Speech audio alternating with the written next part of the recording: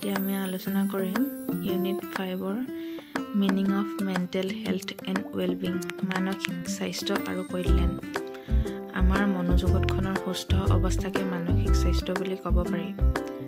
মনৰ আৱেগ অনুভূতিবোৰৰ মাজত ভাৰসাম্য ৰক্ষা কৰি মানসিক সুস্থতা বজাই ৰখাকে মানসিক স্বাস্থ্য বুলি কোৱা হয়।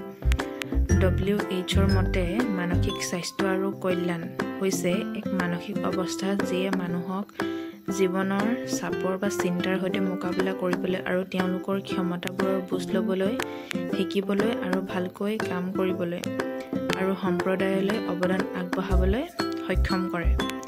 হিলগাৰ্ডৰ মতে মানসিক স্বাস্থ্য মানে মানসিকভাৱে ৰোগমুক্ত হোৱাকে বুজায়।